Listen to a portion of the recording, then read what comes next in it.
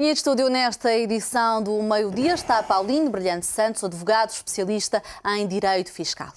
Muito boa tarde. Boa tarde. Muito obrigada pela sua presença. Já agora um bom ano também. Um bom ano para si, para todos Obrigada. os da Económico TV também.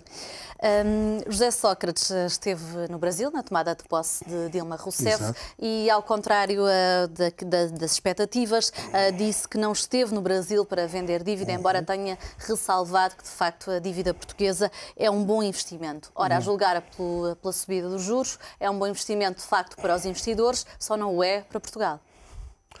Não, para Portugal é um péssimo investimento neste momento, não é? Aliás, não é um investimento, é um péssimo negócio, é um custo, não é?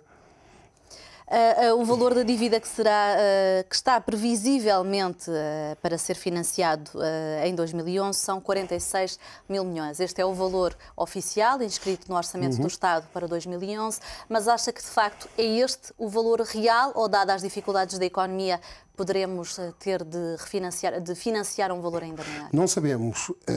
No primeiro trimestre temos pelo menos 20 mil milhões que serão de refinanciamento.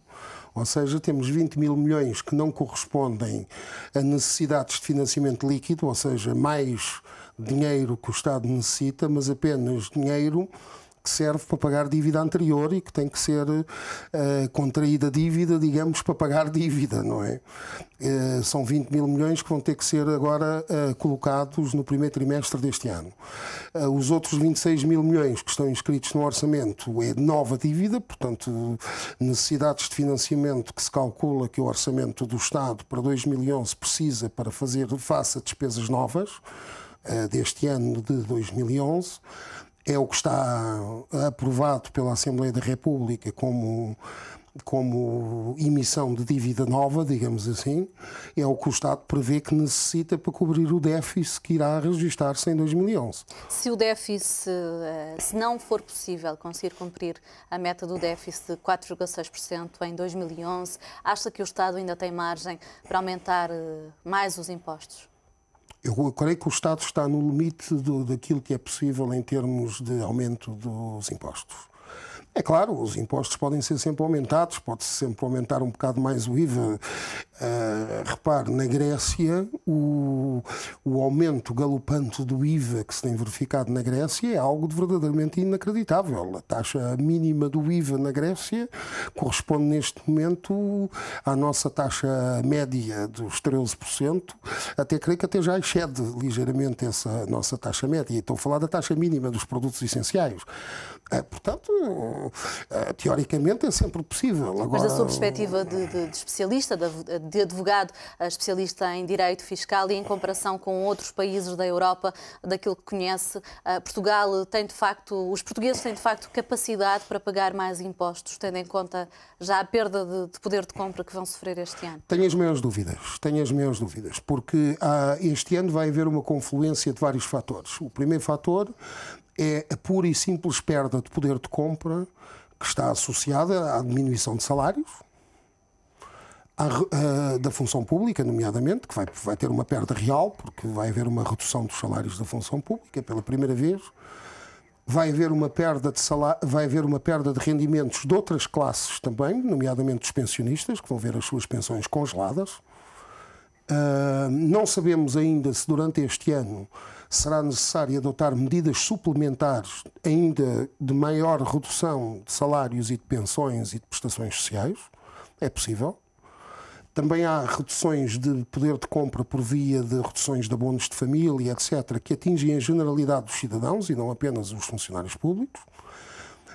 Existe uma redução de poder de compra também muito significativa com a aprovação do Código Contributivo, que prevê que é um aumento de impostos também, significativo, que abrange um número muito significativo de contribuintes. Por exemplo, já a partir de janeiro, de cerca de 365 mil contribuintes profissionais independentes irão pagar 29,6% de contribuições para a Segurança Social. É um agravamento muito apreciável dessas contribuições para a Segurança Social. E devemos lembrar-nos que quando falamos de trabalhadores independentes, em Portugal há o fenómeno dos chamados falsos recibos verdes, ou seja, há muita gente que é empregue com recibos verdes para muitas profissões de vendedores, etc., que na realidade são trabalhadores por conta de outrem. São pura e simplesmente empregados, mas que estão a recibos verdes. E até no Estado, inclusivamente, há esse fenómeno. E, portanto, temos situações em que essas pessoas vão sofrer uma enorme redução do seu poder de compra. E depois temos ainda outro fenómeno, que é o regresso da inflação. Durante os últimos anos, e em particular em 2008 e uma parte de 2009, em 2010 já não foi assim, em 2010 já tivemos uma inflação apreciável.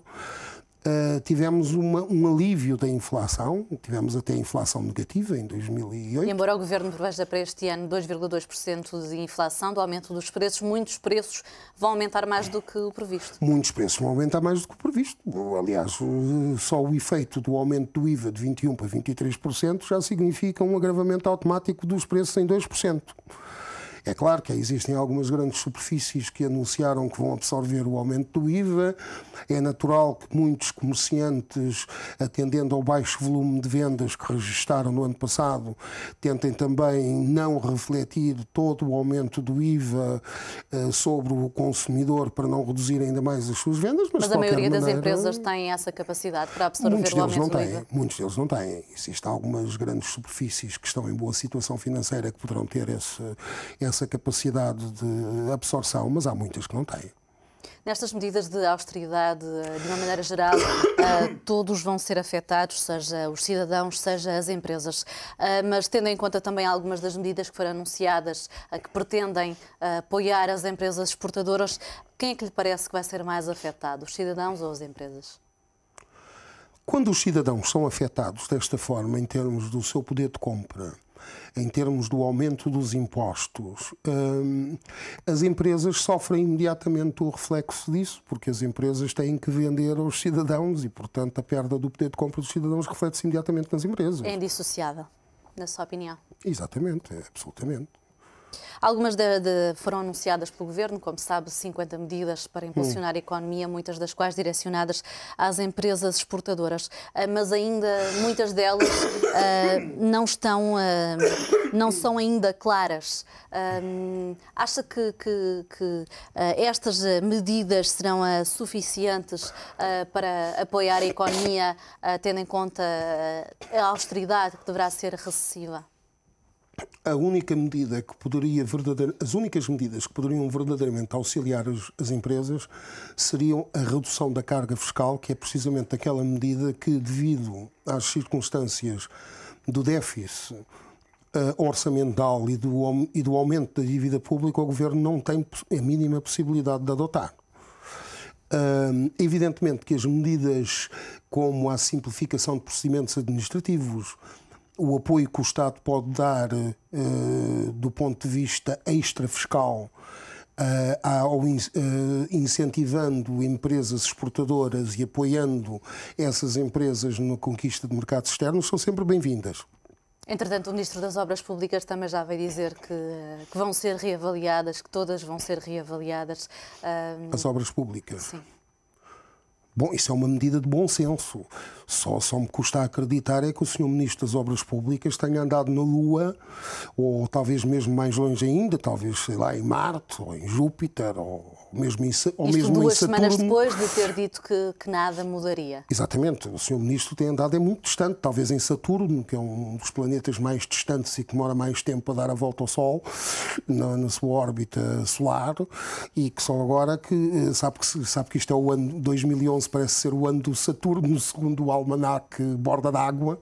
Acha e, portanto, só agora que deve ter concluído a sua órbita à realidade e só agora que finalmente caiu um bocadinho na real, não é? Acha que esta mudança de discurso do Ministro António Mendonça reforça a teoria de que é um Ministro remodelável se de facto houver uma remodelação do Governo? Eu não sei se o Sr. Ministro António Mendonça é ou não remodelável.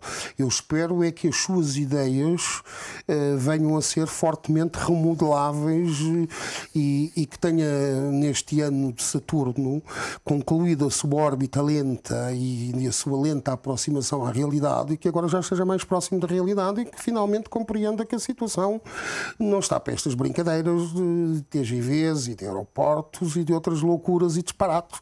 Eu espero Espero que finalmente tenha compreendido que o país não está em condições de suportar aquelas megalomanias com que tem vindo a amassar o país este tempo todo.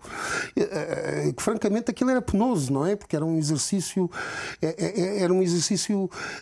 de tão ridículo e absurdo que aquilo já se tornava francamente, eu já nem sei descrever aquilo. Quer dizer, aquilo já era aquilo começou por ser ridículo e depois já nem ridículo era. Era assim uma coisa que já nem fazia Paulinho sentido Brilhante, nenhum. antes já voltamos a falar um pouco mais à frente neste jornal.